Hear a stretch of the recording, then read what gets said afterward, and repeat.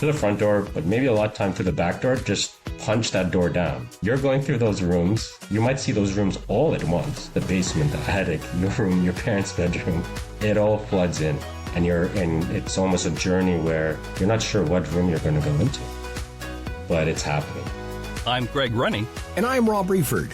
And this is MindBody Matters. Welcome to MindBody Matters. This is the place where we talk about all matters of the mind and body. And here's Rob, my co-host, and the voice of 1,000 commercials. Maybe even just a bit more than 1,000. 1,001. Maybe even more than that. But yeah, I've done a few commercials in my day. How are you? I'm doing well. We've got a really, really interesting guest today on this episode. His name is Dr. Mandeep Singh. I've come up with a name for him, okay? Okay. The psychedelic psychiatrist. Yeah, that would fit because he's prescribing medical marijuana, which some people consider, kind of like a psychedelic. He is a psychedelic psychiatrist in the way that he's being trained to use psychedelic medication for mental health. And very soon these medications are going to be legal. MDMA probably next year, psilocybin, and ketamine is being used. That's an anesthetic. It isn't necessarily a psychedelic, but that's being used as well for mental health. Okay, just so I understand this, you mentioned, what was it, psilocybin? Yeah, psilocybin or magic mushrooms. I wanted to just clarify that. So that's what magic mushrooms are, is psilocybin. And as you mentioned, he's also working with others, MDMA, and I guess the street name for these drugs are ecstasy or Molly. Right, that's MDMA, Molly, which I think you're on Molly right now, aren't you? Oh, yeah. As a matter of fact, I am. Yeah, no, I'm just kidding. I'm just kidding. Just kidding. Doing the research for this, it's interesting how we gone full circle because a lot of the drugs that are being used now that are considered to be new, they've been around for a long, long time. I mean, psilocybin, centuries. Ayahuasca, centuries. Even like marijuana was illegal for so long, and they're rediscovering all these properties in the plant that we haven't had a chance to take a look at while it was illegal. But now that it is legal, it's really changed the playing field, if you will. Absolutely. I found out that marijuana was made illegal in the States in 1937, and I got a clip of a movie trailer that I found called Reefer Madness, and I think a lot of people may have already seen the movie or seen the trailer. But I'm going to play it for you because it really kind of emphasizes how they saw marijuana at the time, and then it was made illegal actually a year after. Okay. And you'll get a kick out of the movie trailer voice the guy has. Okay. Smoking the soul-destroying reefer, they find a moment's pleasure, but at a terrible price. And the ultimate end of the marijuana addict. Hopeless insanity. See this important film now, before it is too late.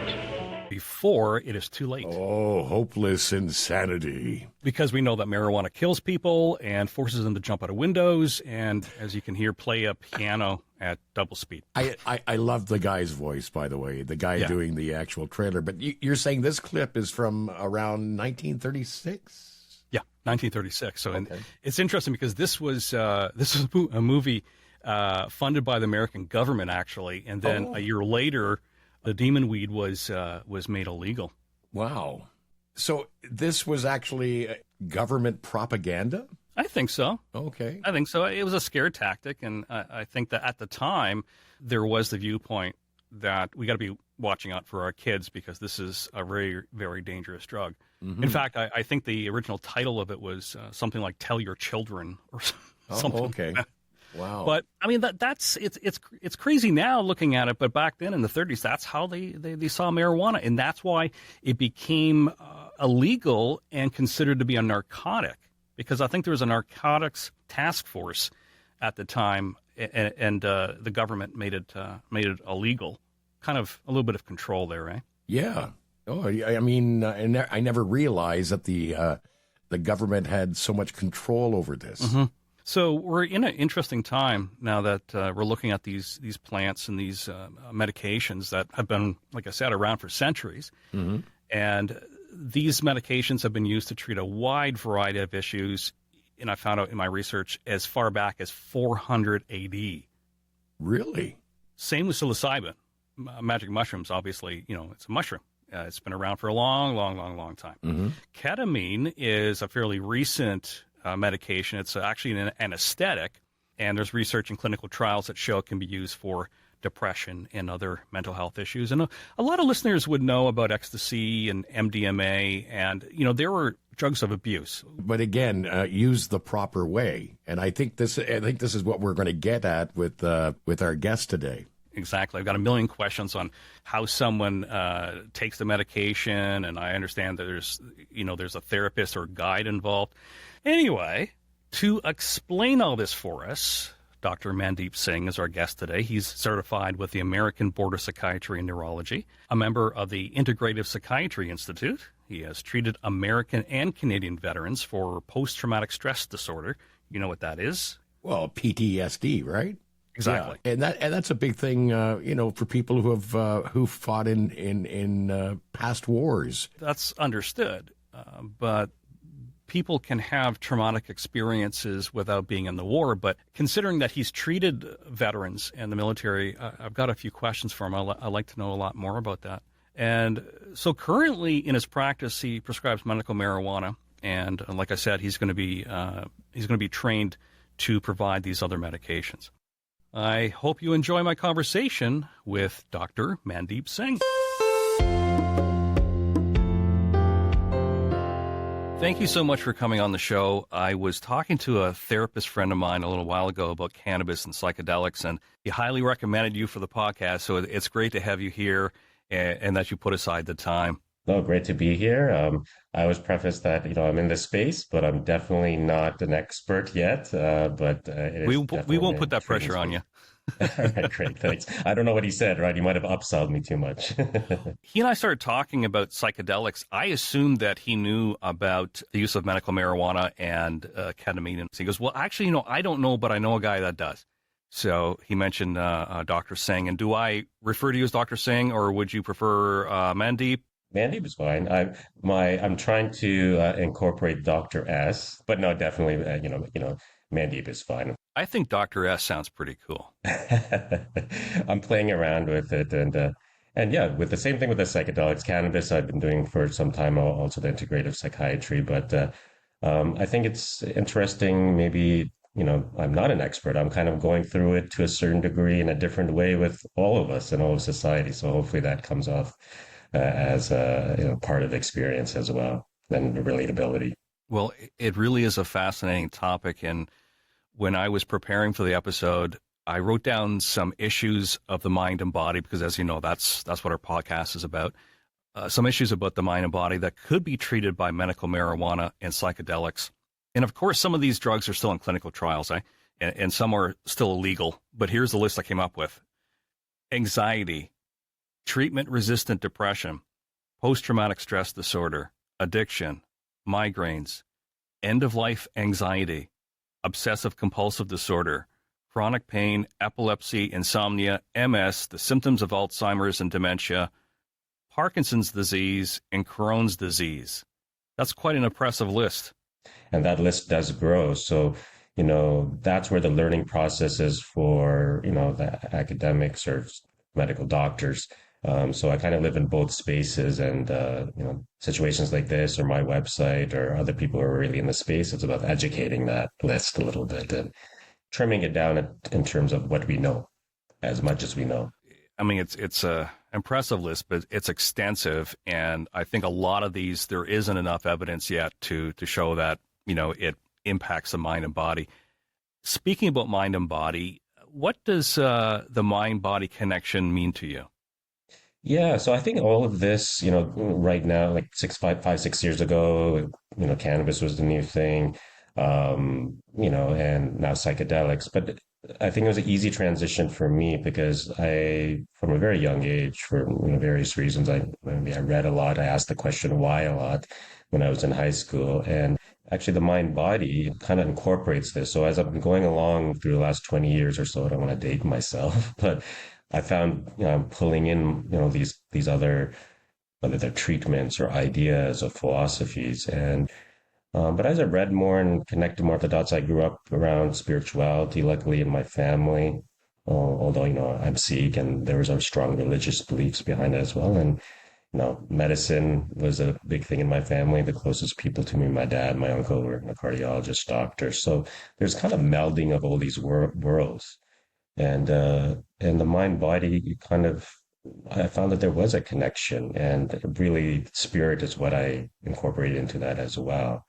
And like most things people are coming around to now, it's really about connection and interconnectedness and how one affects the other and, vice versa. It's not a one-way street.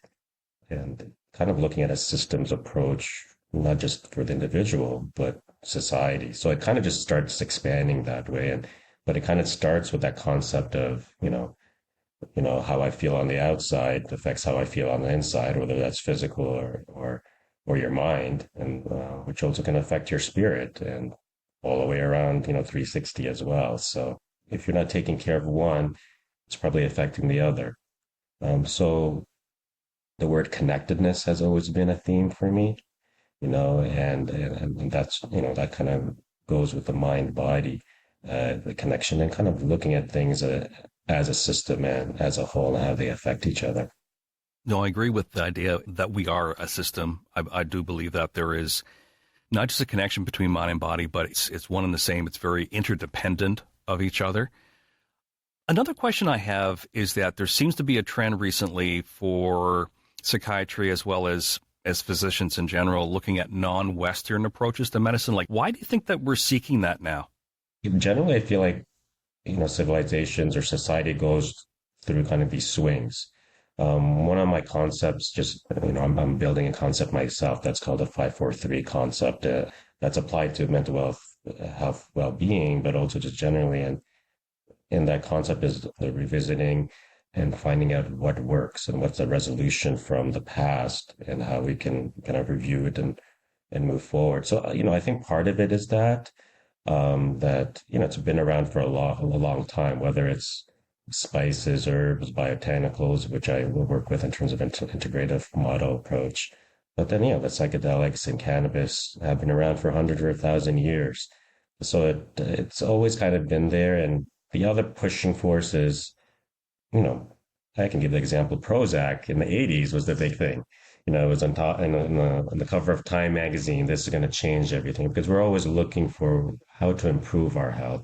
But I think it's human nature to kind of look back, then bring a newer version of it, a renewed version. That's what happens with the revisiting. And that happens because the new stuff maybe wasn't working as well as we thought. MindBody Matters is brought to you by Audible and the hidden power of shadow work. Hi, listeners. I have something to share with you. I've read a lot of self-help books, but there's one book that I found really helpful for me personally. The Hidden Power of Shadow Work by Marcus Black. In the book, I found the part of ourselves that we'd rather forget is what's called your shadow self. I know it sounds ominous, but it isn't. By doing the shadow work exercises in this book, I learned how to understand and even embrace that part of myself. There's 6 activities and questions on how to discover, identify, and get to know your shadow self.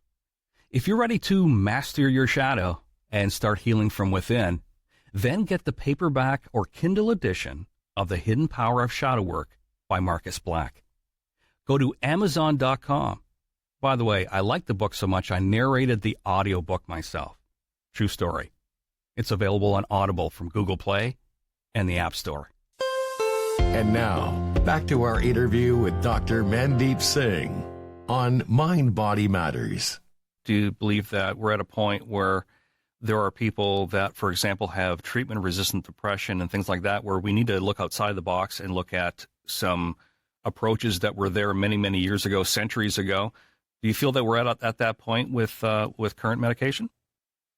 I don't think we're tapped out, which is actually, interesting, because the concept of revisiting is, well, we don't always have to discover something new. Maybe it's actually about rediscovery. Really, the answer is in the incorporation of the past, the present, and still being able to look to the future. we don't stop. We're always evolving. What is integrative psychiatry? It's really looking at the root causes of, what kind of ailments are, whether physical or mental. And again, looking at that interconnectedness. So one, there's a lot of different definitions, but one way is that traditional psychiatry, kind of going back to that concept, is we were looking at symptoms and how to treat the symptoms, whether it's depression or anxiety or, whatever the case be. And, if you need to tone down the anxiety so you can go and do the things that require you to be able to engage in, therapy. If you're too anxious to go and talk to a therapist, well, you're not going to get the benefit of the therapy. If you have social anxiety, but your physical symptoms and your anxiety is so heightened, you're not going to be able to start interacting with people. So that's where medications and treating the symptoms still have a role. Inevitably, the symptoms would come back because you didn't actually look at the root. So that root could be physiological, so in integrated psychiatry, we also look at what are you putting into your body? Looking at the body and physiologically that way. And also, again, connecting exercise, general health, Eastern medicine comes into that as well, in terms of botanicals or natural supplements or, all that complementary medicine that can be as a benefit as well. And really the other concept is kind of the spiritual, how does that interact with everything, whether it's religion or what connection that do you have, or you believe in, whether it's to others, to a higher power. So the kind of the general sense, that's what it is. And, all of those things affect your immune system. It affects, so we look at that. It affects, your other organ systems. So that's how you kind of see it all kind of comes together that way. And kind of looking at that broad approach, it's not that I can do all of them. I have a sense because of the training I specifically did in integrative, psychiatry, but at least I can recognize and say, hey, maybe let's try this if that's what you're interested in. Let's try acupuncture. Let's try, something maybe, maybe cannabis has a role, and maybe when it comes to sleep specifically, instead of, some of the traditional medications that, as you know, have dependency issues, right? So it's really meeting the client and having all those options and really looking at the root causes of, trauma is another thing that comes up a lot. And when we're talking about the psychedelic space, that's a big thing as well. So that probably makes it a little bit different than, traditional psychiatry and traditional medicine. Tell me a bit about your psychiatric practice. You prescribe medical marijuana, right?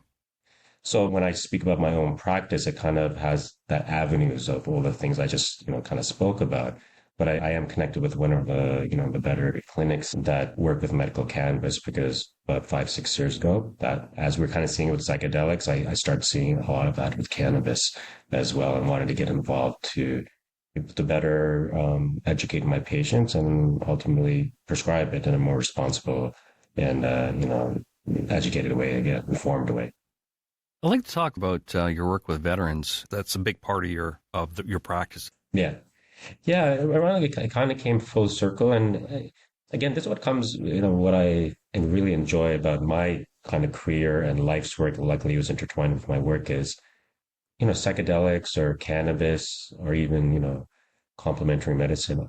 The stories I hear, it actually brought more connections in my life and brought back things in my life that maybe I've worked with or I found interesting 10, 15, 20 years ago. So with the veterans, I train in the U.S. In the U.S., depending on where you're working, but and the kind of the logistics of it, you work with a big veteran population.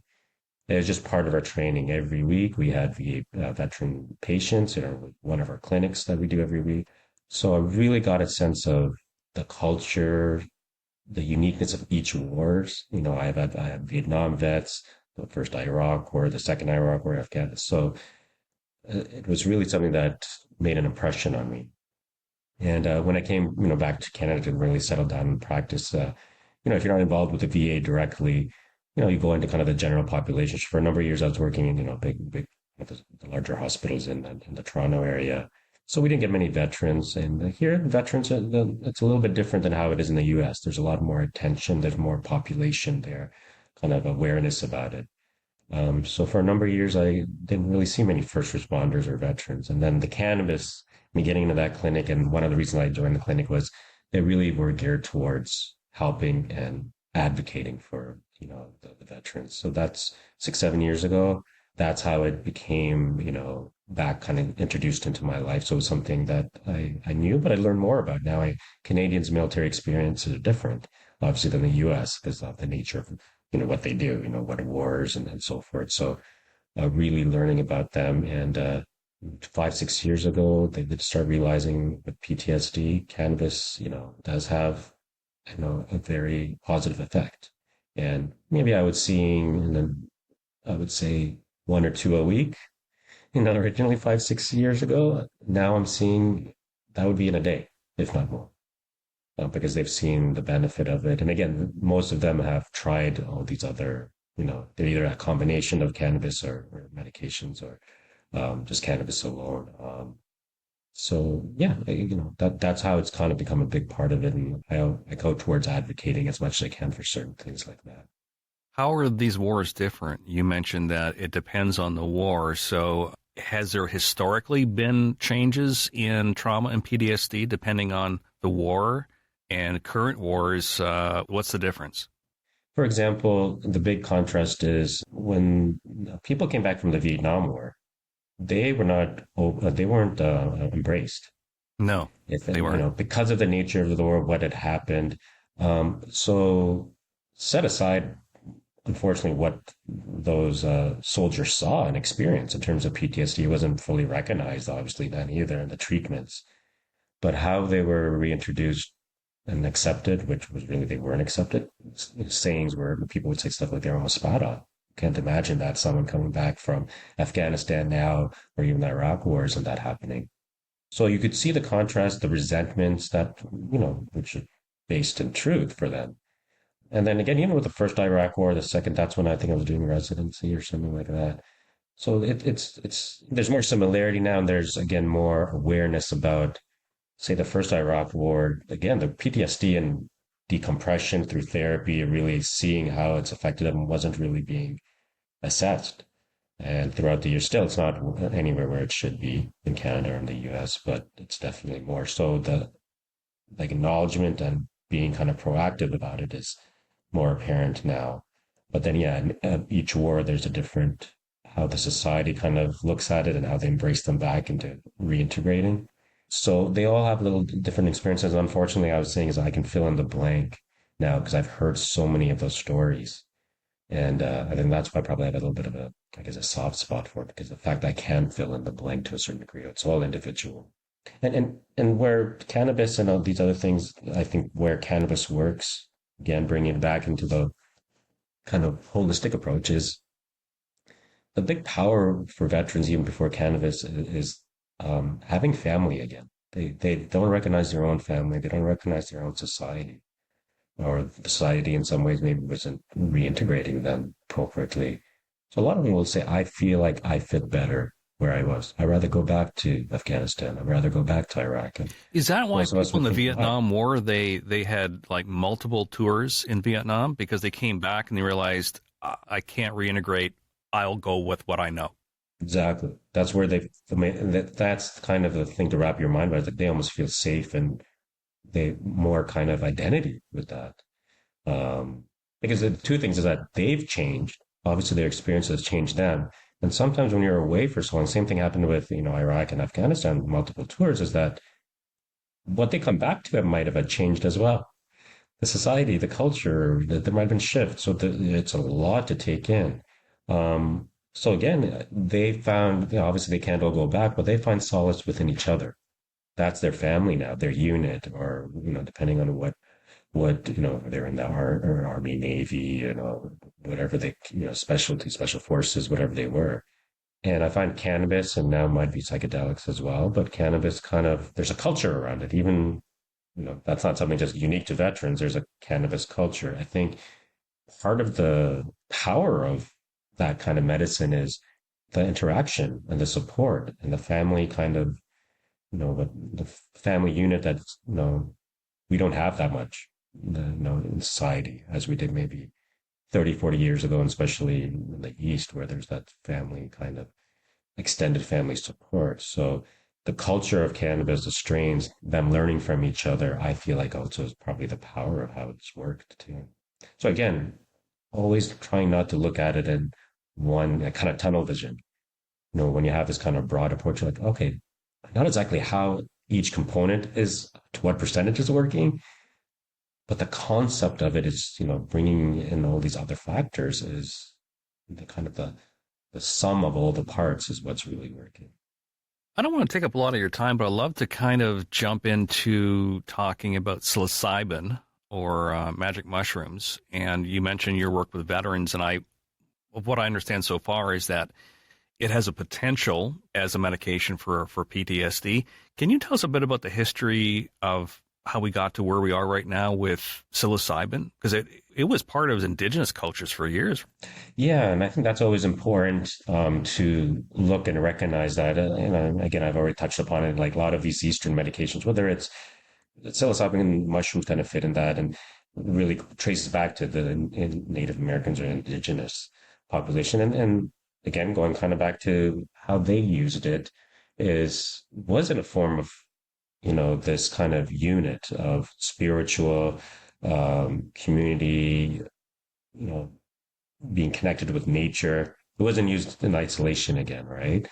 So for hundreds of years, that's what's been used. And, we want to give acknowledgement definitely for that because, one of the habits of Western culture is to grab something from somewhere else and just kind of, forget where it came from.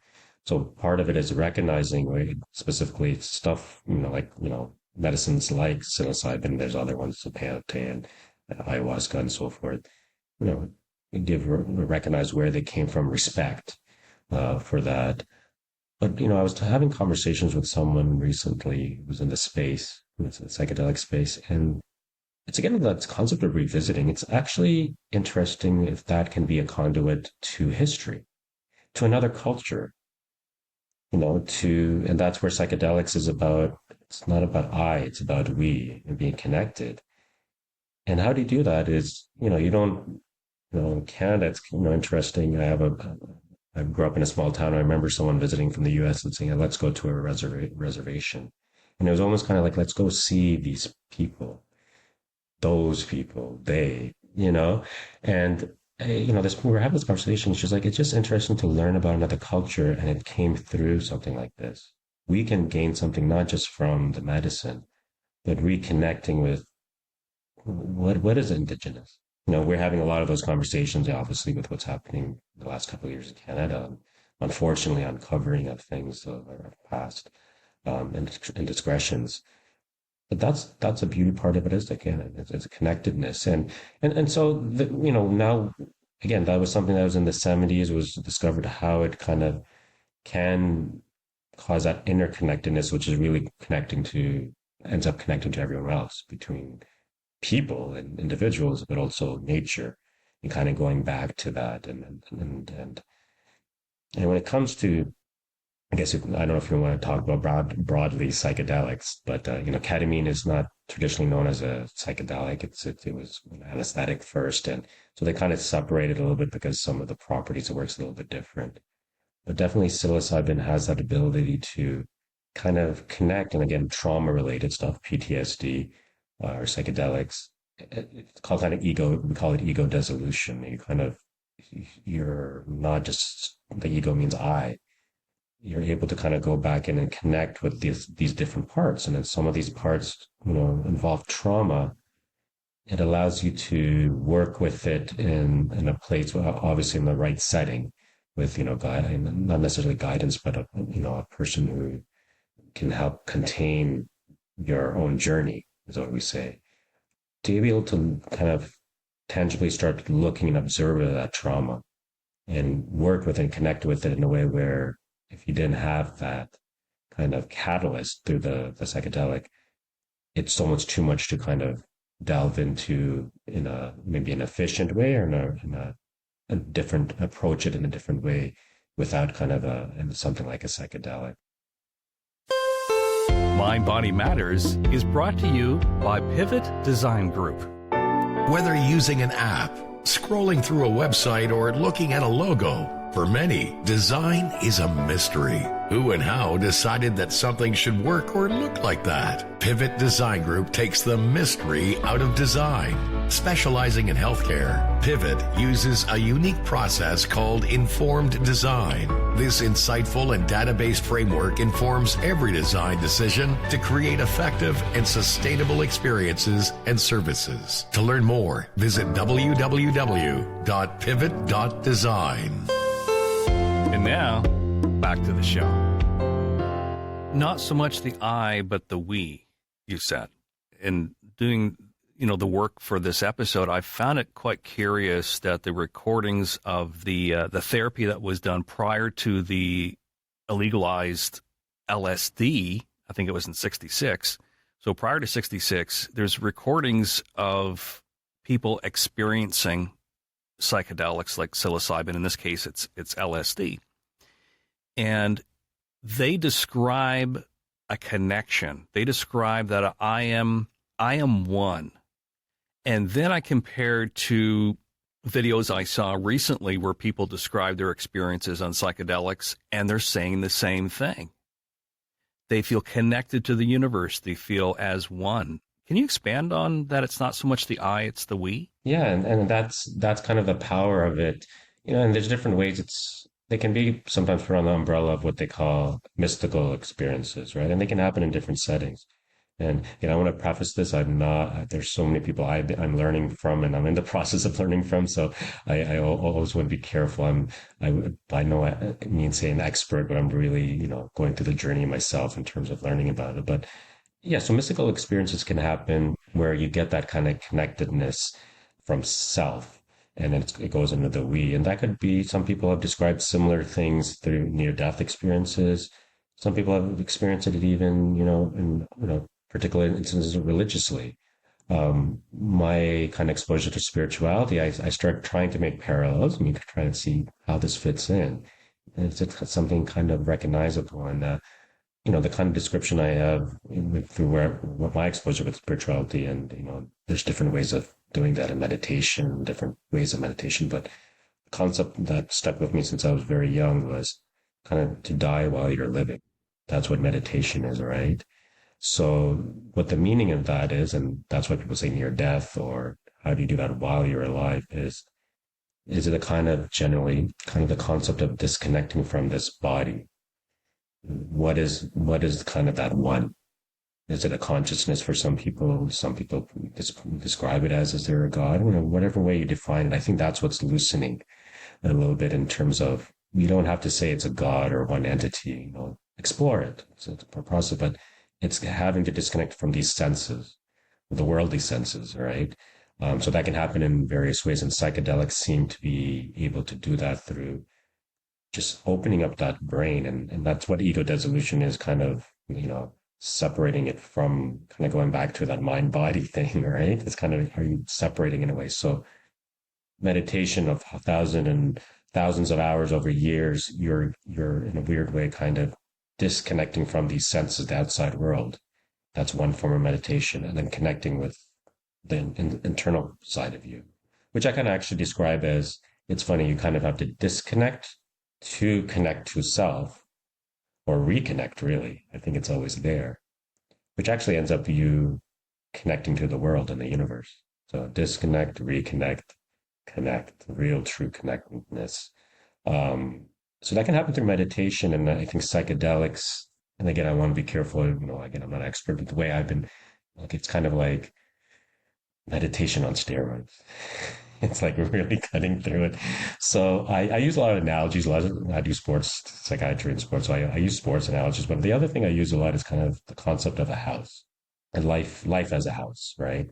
And I won't go too much into it, but if your house is kind of where you grew up, and your psyche and your experiences, and it's your body, it's your mind, whatever representation you want. And, each room has something, right? So if you spend most of your time in the living room, you probably don't see too much of what's happening in the kitchen and in the background. When the food comes out, you go to the dining room, you eat. But you're around maybe your family. If you don't go outside too much of the porch, you don't see the world outside you, you might not be engaging. You're always just sitting inside, so you're isolating. Now, then you have your bedroom. That might be where you spend a lot of your time too, your internal memories, how you grew up, personal things that, aren't for the living room, aren't for outside, definitely. And those are the spaces psychologically that you may be in. And then, your parents might be there, or maybe you are the parent now, and you're sharing a room with someone. When you're a kid, maybe you heard things from your parents' room, arguments, discussions, but it was separated from you a little bit. The other concept of the house is, maybe the attic. We kind of tend to put things up in the attic that we probably still value, memories. Again, this is an analogy to the, or a metaphor in the case that, we still value them. We're still conscious of them. Maybe we'll revisit them. Let's put the medals from when you were grade 5, grade 6, or books that you had, or your toys, and they go up, and they're somewhat safe. Sometimes, you walk around, you'll hear some creaking. So they're in the consciousness still. Like, yeah, I know the attic's getting full. Maybe it's kind of getting in some dust. One day I want to go revisit it. Then you have your basement. What tends to happen in the basement is it's kind of cold. It's kind of dark. We kind of put things there that maybe we forget about or we don't really realize. So these are kind of these compartments, right? And in the basement is kind of maybe repressed. You don't want to know what's happening. But if it festers, mold kind of, you don't take care of it, you don't look at it, you don't empty it out, things can grow and fester there. And, suddenly you can go into the wood and into the floor. And one day, if the floor rots enough, you might have a couple of creaks here and there. You might just fall right through without warning because you weren't really paying attention. Same thing with the attic. But you hear some cracks and everything. But if you don't really revisit, clean out things maybe you don't need or revisit some of those things, it gets full and the roof might come collapse on you. And then there's the kitchen, if you're not really looking at where's all this food coming from that's I'm living off, going back and seeing the raw materials, the process. How are these things coming out? I'm seeing them as they are, but there's something behind it. What are the ingredients here? So you see, if you're isolated in one room or the other, or you're not going outside on the porch and engaging with people, you have the garage, you might have a car or a bike, but if you're not getting in and driving and engaging on the outside world, you can see where you fit in psychologically, and the house is your body.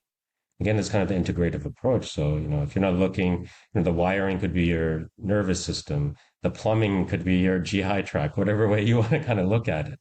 So a therapist or people come in, people come and do the rewiring, or you might get a person come redecorate or move around the furniture.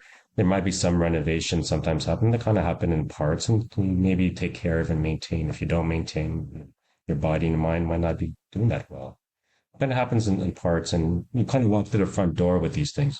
Therapy might be that. Well, you invite a therapist into the living room.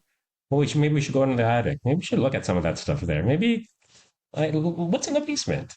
And you kind of do it step by step. You might say, I don't really want to. And you never open that door to the basement, or sometimes you come into the living room and you don't even spend much time there and you go right back out and sit on the porch, but you're too scared to really engage with other people. So you're just watching the world go by, but you're too scared to go inside. So there's still that sense of control. Going back to the psychedelics, I feel like the psychedelics kind of either through the front door, but maybe a lot of time through the back door, just punch that door down. It blows that door down. You're going in. You're going through those rooms. You might see those rooms all at once. The basement, the attic, your room, your parents' bedroom. It all floods in. And it's almost a journey where you're not sure what room you're going to go into. But it's happening. And that's, I think, what the oneness happens. And then you start seeing everything, the house as a whole. You're seeing the stuff behind the walls. And the hope is when you start understanding and integrating it is that I don't live just in the living room. I don't live just on the porch or in my own bedroom. And that's where the therapeutic part is a real power of psychedelics. It's a catalyst. But you need someone to hold your hand while you're going through it. So I was going to ask that because I saw a lot of videos and the documentary Dosed. The therapeutic use of psilocybin magic mushrooms, it seems that the guided therapy that goes with it is to bring the person into exactly what you're talking about. Your analogy is perfect. But it seems to be that it's a trip that's induced, where years ago people using psychedelics, LSD, mushrooms in the past, once they have a trip, then it's like, oh, they had a bad trip. But what I understand is that the idea with guided therapy with psychedelics is to bring the person into looking at themselves as self and their connection with the world. But it sounds like the whole idea is to get them into a psychedelic trip. Is that right? Am I seeing that right? Yeah, kind of. And that, what we call it a trip or that ego dissolution, or there's sometimes with ketamine, it's disassociation. Well, it can be scary for them, people. So then, hence the bad trip, right? Yeah. So like I said, if all of a sudden the attic and the basement and your bedroom and your parents' bedroom are all opened all of a sudden, that's what it's doing, right? And it could be one or the other. It could be a couple of those. So it that's what it does, is it introduces, because it kind of takes a little bit of the control out of your hands. So you do have to kind of face it. And then the reason when you do it recreationally, two things is in what we call integration work that happens after it, is because you can burst into the living room, burst into the back door, and kind of run through all the rooms of the house, and all of a sudden get flooded with all of this. But if you don't have kind of what he said, the preparatory stage, where it's called the set and setting. And this is when people have a takeaway like, oh, I want to do this, ketamine or psilocybin. Well, I mean, it's illegal, psilocybin and MDMA. There's research on it. But when you're looking at these, that's the most important part is, when you do recreationally, you just pop something and there was no intention. So the set and setting before, it could be hours of certain type of sessions about what are you looking for when we go into this space that could be maybe scary, could be eye-opening. It's different for everyone, but it's definitely going to be, things that maybe you haven't really faced fully. Maybe you have a hunch, or maybe not at all. Maybe you've never looked at that basement or the attic.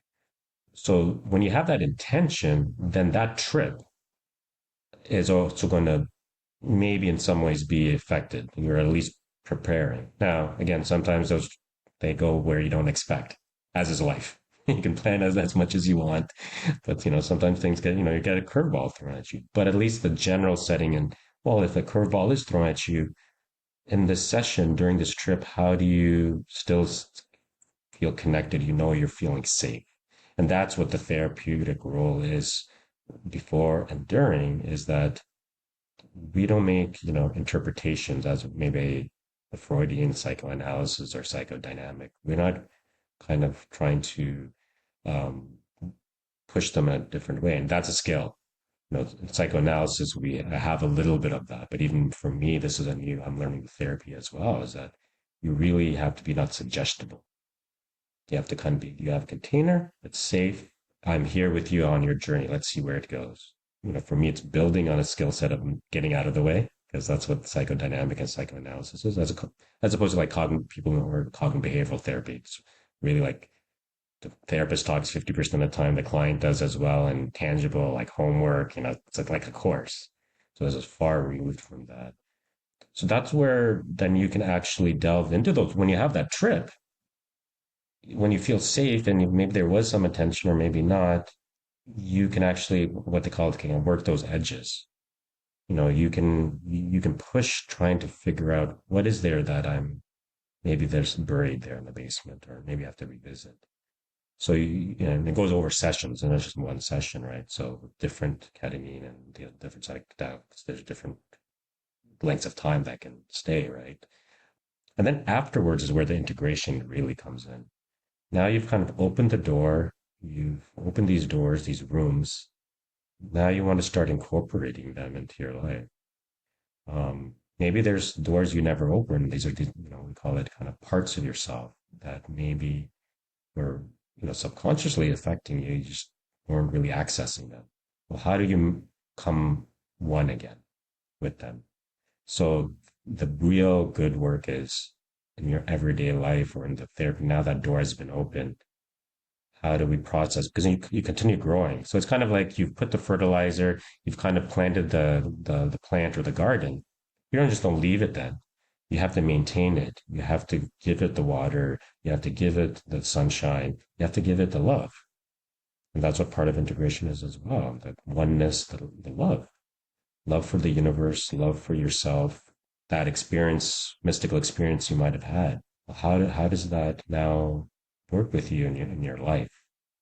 Um, so that's where it's important that those therapy sessions afterwards, when you stop taking, the sessions of the psychedelic or ketamine, that's where it really lasts. Because right now it's, yeah, you get maybe a good bump, it's in depression or whatever the case you're using, you see a big difference.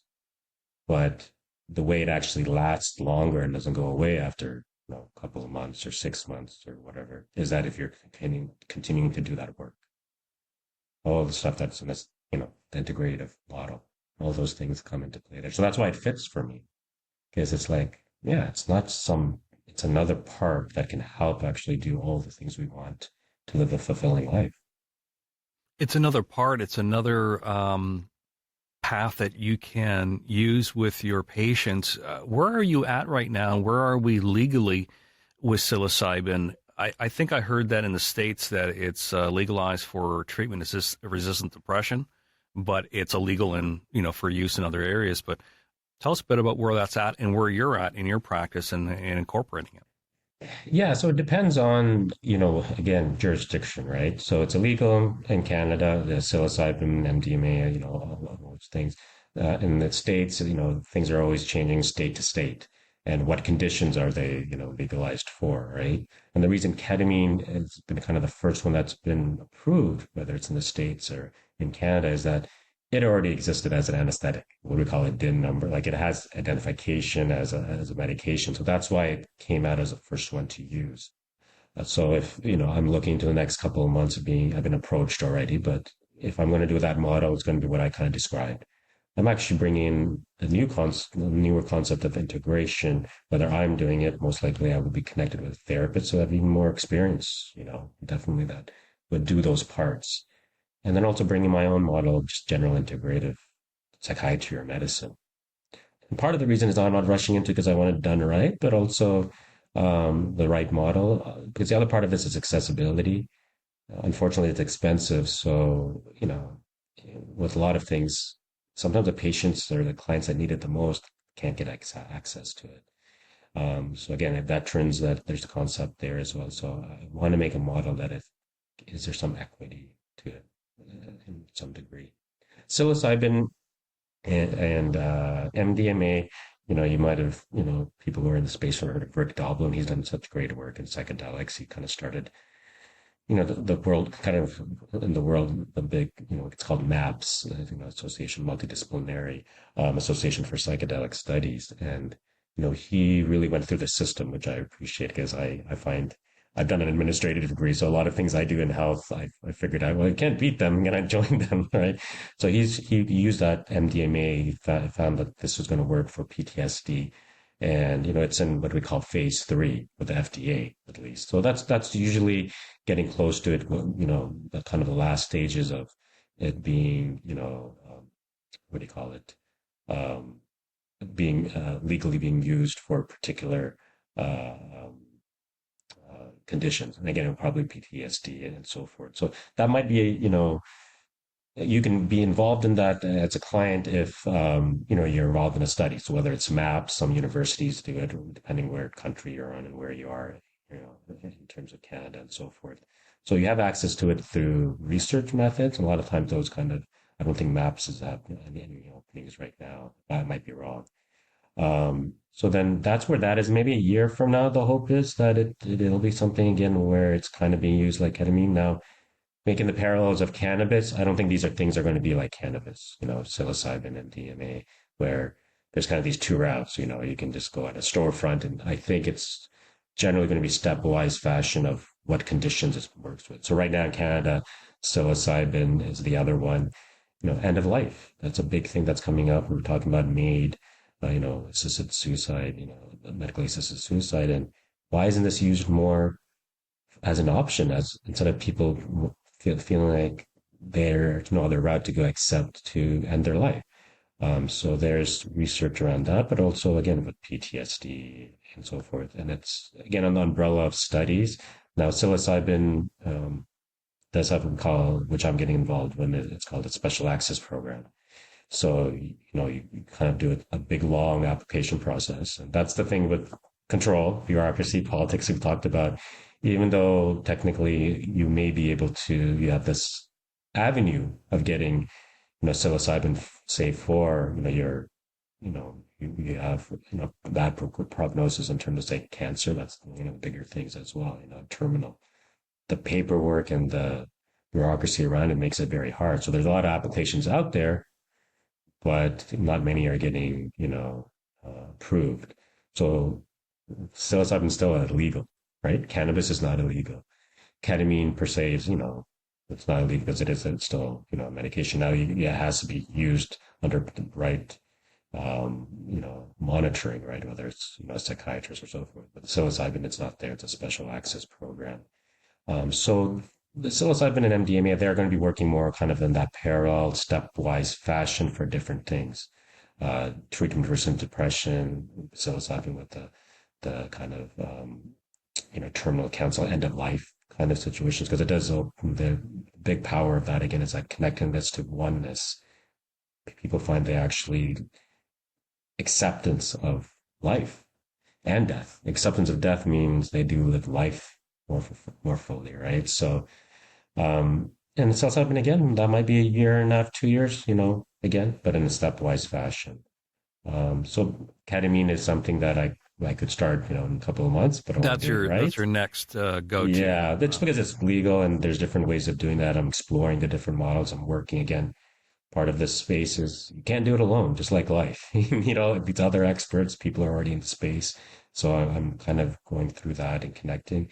And then the hope is psilocybin and MDMA, when it is kind of really starting to get into that legalized or at least being, approved a little bit, more readily in terms of psilocybin, I'll be ready to go probably in, a year and a half, 2 years. I do see myself that being part of, generally everything, the integrative model that I have, just generally for well-being.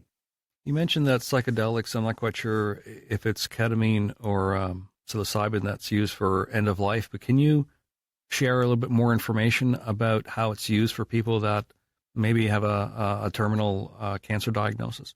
The brief difference is psilocybin really seems, for a couple of reasons, it works a little bit different. Psilocybin and say MDMA, and they have a little bit different properties, but they work on serotonin, that kind of feel good kind of thing. And there's also sometimes dopamine involved with MDMA. I won't go too many into the trenches in there. And MDMA, known as ecstasy, that the little nuance different there is that there's sometimes more what they call connectedness to other people, kind of, that's why, people feel closer or they can feel as one with people, kind of empathetic. There's more empathy there. And that might be, oxytocin, kind of the love, another kind of hormone that's kind of connection to do with connection with other people. But those work on serotonin and opening up these different pathways. And MDMA and psilocybin in practicality, when you're doing it, the trip, as they say it, or when you're going through the, it's, as some people know with mushrooms, you're talking about 4, 5, 6 hours. And that therapy is sitting there. So now there's the practicality of it, but the journey is longer. And, a lot of the time it's 2 therapists sitting with a person during this period of time. And the research models, obviously, that I'm talking about, for 5, 6 hours. So how is that going to really work? But you're going into kind of a deeper level in terms of the more time to explore.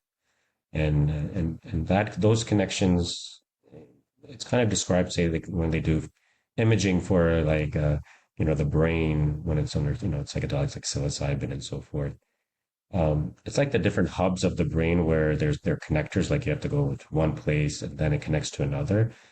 These kind of open it up and all of a sudden different parts of the brain are connecting with each other directly. So that's where the oneness and the connection onto the universe kind of gives you this perspective of, well, this is just a process. That's why death isn't really a beginning or an end. It's, you're kind of all connected in this bigger thing. So that acceptance comes because it's not a definitive. You feel how interconnected you are to the universe because of the interconnected of your brain. There's the neurology behind it, the connections. And what inevitably happens is that if you're not fearful of death and you come to that acceptance, you appreciate your living, your day to day. your present life. So that's how, so whether it's a year, 2 years, or 3 years, what do you have, left with these kind of unfortunate, diagnoses? You're living it to the fullest. When you're connected to the world or the universe or people, it gives perspective of what death is in itself. With the time that we have, share what your expectations are with, as I said, your next go-to will be the use of ketamine. How do you see applying it in your practice and for what issues? Yeah, so for ketamine, again, we're going back to the veteran population. Definitely, I think PTSD is the first place I really want to start working with it, and I'm looking to work with veterans in different organizations that are supporting that. And they might eventually go into psilocybin as well, but obviously ketamine is the way here. And part of the reason is, kind of most of veterans have gone through that process or they're in it in terms of what we call including the criteria for you to be able to start doing, ketamine obviously is in first line. So it's already built in where they're probably doing therapy, they're doing some of the other things around just, lifestyle, and they have that in place. And they've tried medications, they're on medications, and or even cannabis, right? This is not something that takes the place of cannabis, but they're still kind of limited. So this might be the next kind of step. Resolution, really, that's what psychedelics and ketamine do, is really to face the root of those traumas or whatever it may be that's kind of buried there.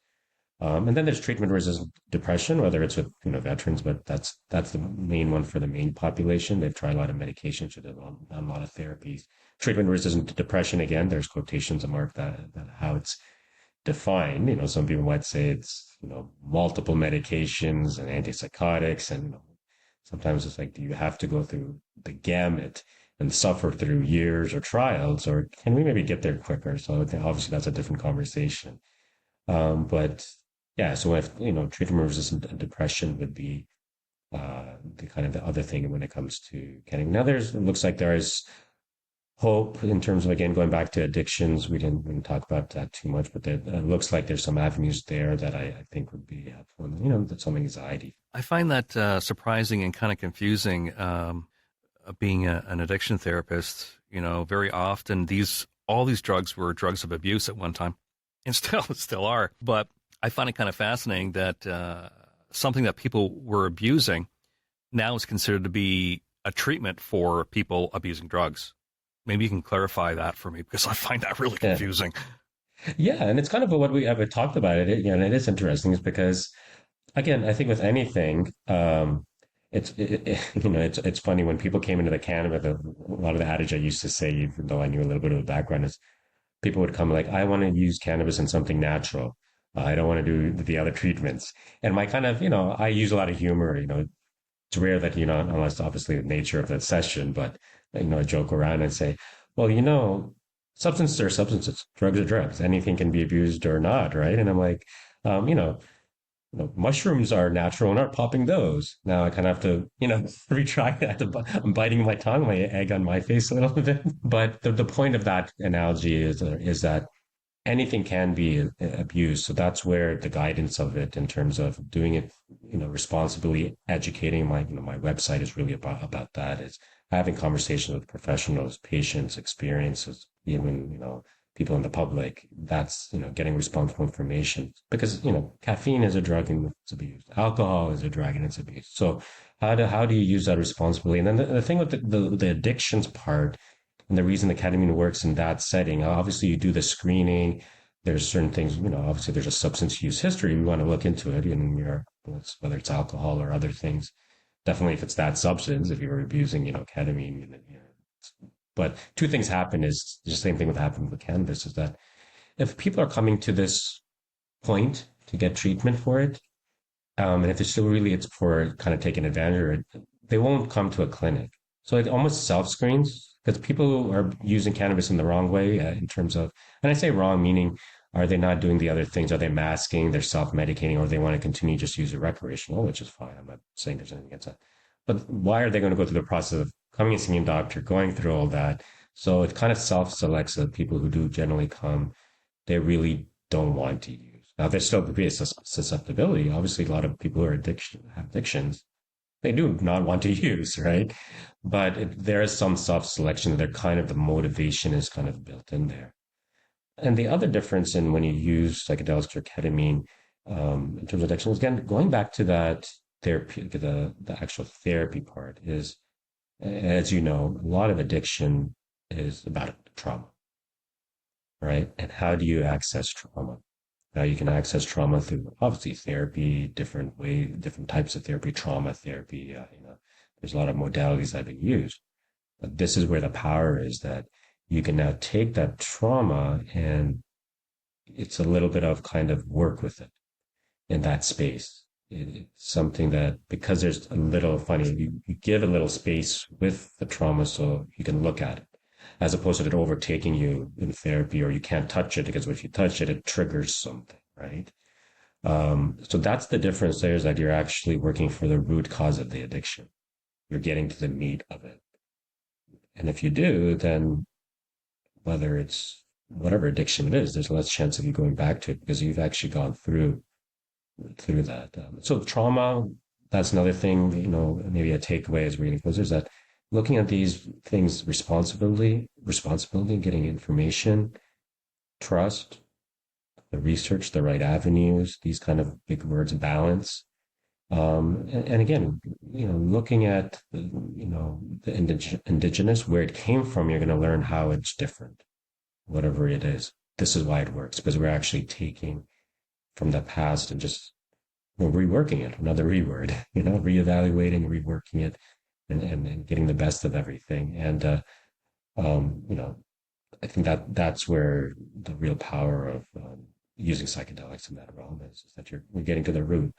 So, trauma is another theme that comes through it. You'll notice that once you get in that space, and it doesn't have to be huge trauma. Some people use these avenues because they think there is something there they maybe didn't even know, and it's affecting them and manifesting them physical ways, or depression or different ways, and they just didn't realize where it's coming from.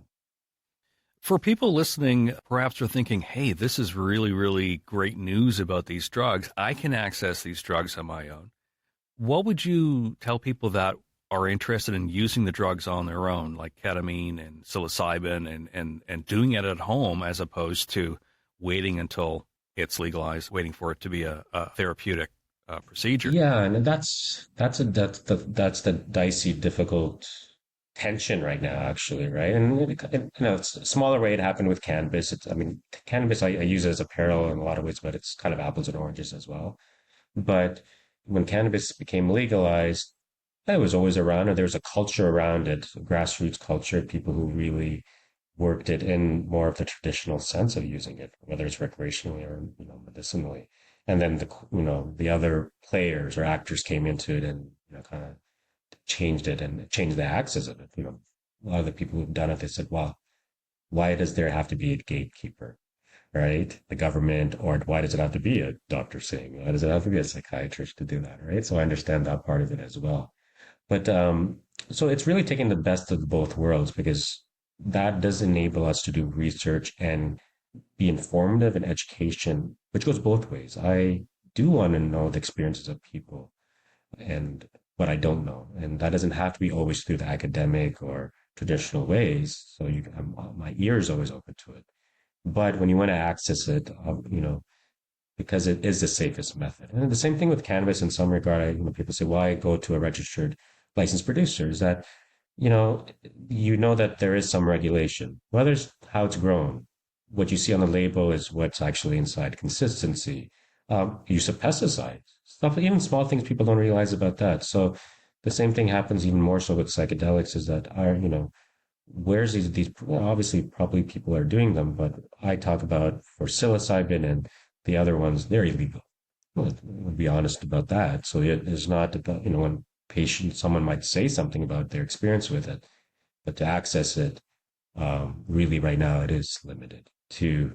So I would encourage going on, when you go to websites like Maps, Numinous, Theracell is the company that, works with end of life and advocating through it. You'll see when you go on these, and there's usually, some academic involved. It doesn't have to be all about academics or doctors, but there's a mix, but they kind of branch out and it's actually a small community. So you'll kind of see where the safe information is when there's some relation with some kind of scientific background. So there's a safety there.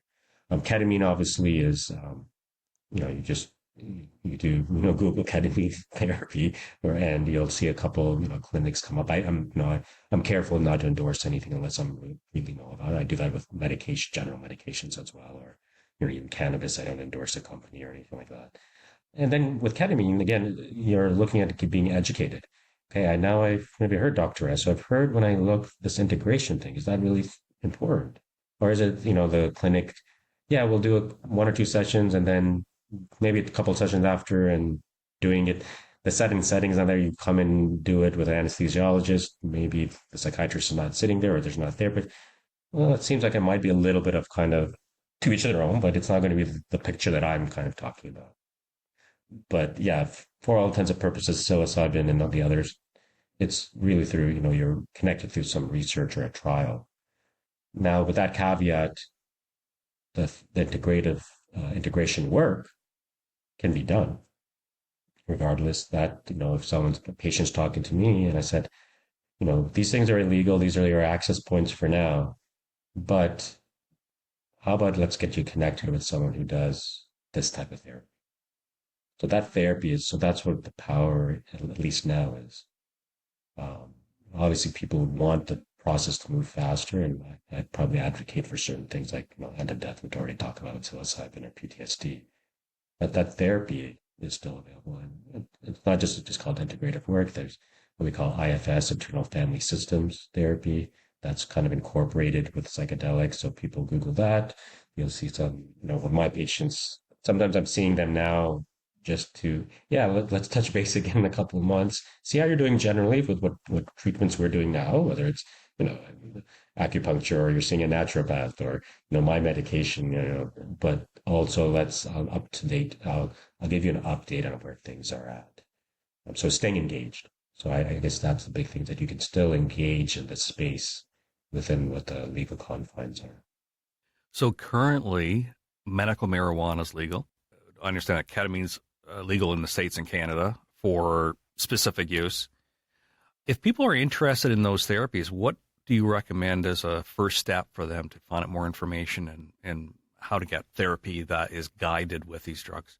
Yeah, so those are, if you're just doing pure, Googling or something like that, the integration work, IFS therapy with ketamine treatment, right? And you'll see there's not that many clinics, around the Toronto area, but whether in Canada. But if they're connected to, obviously, one thing is if you have a psychiatrist, first of all, to have that conversation with them, and depending, the same thing was with the cannabis, and I still get people. It's changed now. 6 years ago, I used to do talks with doctors and psychiatrists, particularly, and they might at least say now for cannabis, I'm not really sure about it, but maybe we can go here. So they send them to me or someone else they know. So now psychedelics can be the same thing as that. See first what your psychiatrist, because these are, most likely these PTSD and treatment-resistant depression, you've probably been connected with a psychiatrist because if you've tried other things, correct? So having that conversation. If they don't know, then again, getting connected with, again, MAPS, I always just say it's kind of a standard. They kind of, you'll see on these websites, that they're connected with, like, is there some kind of society that's connected with the doctors? You look at you go on the site, you look at who's on the team. Is there a doctor or psychiatrist involved on the team? How long have they been around?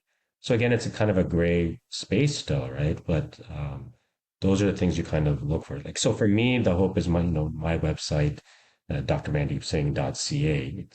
It's kind of infancy. I'm kind of treading softly with this stuff because I don't want to get bombarded. I have the general practice that I'm doing as well.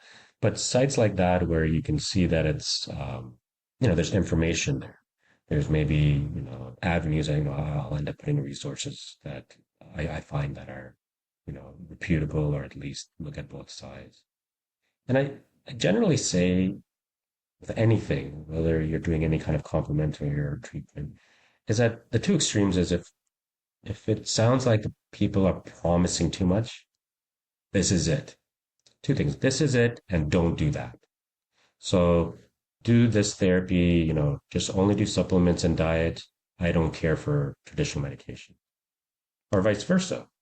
We do medication, and I know this kind of therapy, I don't really believe in the other stuff too much, or it doesn't have to be that harsh. Like, I don't think that much about it. If you're somewhere there, then if you promise too much and you walk away from interaction with someone who's doing psychedelics or ketamine, psychedelic therapy, not psychedelics because they're illegal, and you walk away feeling, oh, this is it. They've sold me on it. I'd be suspicious. If it's the other way around and you've questioned it and they're saying there's no role really, there's no research, we only do it by the book, and you feel kind of hopeless from it, or like this is not an option, then you're probably not in the greatest place. But if you walk away with some information and got to think about it, like maybe there is something there, let me sit on it. It's made me think this might be an option. Sometimes thinking is good. Not a quick fix. So I think when you're sitting in that place where you walk away and you're considering it and makes you want to learn more, and you feel like you have an avenue to do that, then you're going in the right direction. Sound advice. So the resources that are available, there's your website. You said MAPS, correct? MAPS is a good place to start, yeah. Any other resources that I could put in the episode description that you want to share that could be helpful? I mean, I don't know if CAMH is doing it, but these big organizations, there's always good. They have to speak to it. So on their websites, they'll have who they're connected to as well. Theracell is another one that I said specifically for end of life. The psilocybin, that's a special access program that I'm getting familiar with, and I think they're doing good with and advocating. But those Numinous is another one, and there's probably a couple that I'm missing, and maybe we'll add as we go along, when you actually see the description. And the reason, again, I'm careful to what to endorse, but the other reason I wouldn't say, again, it depends where you are, if you're in the US or Canada, where you're listening. But the concepts around it of what they're connected to is important. Is there some kind of, doctors there? And the other part is, when you connect to one of these, you'll notice they have partnerships. So it won't be hard. You'll start noticing, oh, then they're affiliated or they work with this, So you'll see where people are interconnected. If you're just seeing something very isolated in a box somewhere else, or it's, not like that, then you would kind of be wary about it. But you start seeing these same names, players kind of pop up. But those are kind of the big ones that'll help you go down those avenues. We certainly are hearing a lot about these medications in the news, and there's a lot of talk about it. I really appreciate that you came on the podcast to give us some details and some professional information about where they're at. I'd like to have you come back and talk about psilocybin and MDMA once we get closer to legality and therapeutic use. Would you be up for that? Yeah, definitely. And again, I'm not readily leaning one way or the other, but I feel like, those are the, for a lot of, we'll discuss why I think really psilocybin and MDMA, but how they're different than ketamine and really have a lot of potential. What I've seen so far are very, very promising, and we are in a very, very exciting time. Well, again, thank you so much for being here, Dr. S. Thank you. And again, you have to put that on your website now. Again, I'm not great with technology, so it depends how it pops up. But the clinic, the sense of the clinic, to maybe end with just kind of tying it all up, is it's be well and do good. And there's a lot of be well stuff, and that's all the stuff we kind of talked about. But the reason I picked do good is it's an action oriented. It's you reaching out to people and connecting, and that's kind of my whole concept, where everything we've discussed kind of can be worked into. So thank you again. I really appreciate it. Look forward to the next conversation. I'm sure I'm looking forward to that. So, Dr. Mandeep Singh, thanks very much for joining us in the studio today, and we'll talk to you soon. Thanks, Fred. Take care. Yeah, as I mentioned before, a really, really interesting interview, don't you think? Oh, for sure. Like, I'm going, wow. And what a story, like what a personal story Dr. Singh has, too. That's what really interested me, just listening to him. He comes from, let's call it a medical family. His his father and his uncle were both doctors. And as he said, you know, he wanted, that's why he's into psychiatry. He didn't want to do what his father or his uncle. I think his uncle was a cardiologist, and I think his dad was a general practitioner, if you will. My takeaway is that I learned a lot about these medications, but what struck me is that he's done all this work with the military, right? So with veterans, veterans, American veterans and Canadian veterans. And this was before he was looking into using even medical marijuana. He wasn't thinking about using ketamine and all these other drugs that are current now. He saw there was a need for people coming back from Afghanistan and Iraq, and during that time, he was actually in training in the States and treated a lot of veterans. So I was quite impressed with that he was treating them many years ago, and now that he's going into this new field of using psilocybin and ketamine, that he's seeing that this could be very beneficial for veterans and many people. Another thing I noticed, too, through the interview, he kept on talking about revisiting things, always going back. And keep in mind, as he pointed out, God, he put this stuff on Earth, but yes. He put this stuff on Earth, but we weren't supposed to abuse it. Yeah. And some people have abused these drugs, but he's using it more for bringing out stories that probably wouldn't come out if it weren't for these drugs that he's sort of, he's put people into a trip, if you will. Yeah, it's a trip, but as he was explaining, it ties in with the mind and body. You're releasing this mind, which is, the ego, and I think he's called it ego dissolution or dissolving the ego. Mm-hmm. Fascinating stuff. But it works. That's the thing, is that, like I mentioned, I saw this documentary that Dr. Sanjay Gupta had on CNN, and I go, wow. Well, and I also noticed, too, when you were talking to the doctor, too, at one point, I never realized this, but you were really against, like you being a therapist, you were really against the use of even cannabis. But then your mind changed. Yeah, exactly. The way I was trained is that very often people that are addicted to alcohol or other drugs of abuse also use ketamine and magic mushrooms, and this is kind of part of what I understood as part of the culture of abusing drugs and getting high. And then when cannabis was legalized, I thought we're going to be in a lot of trouble.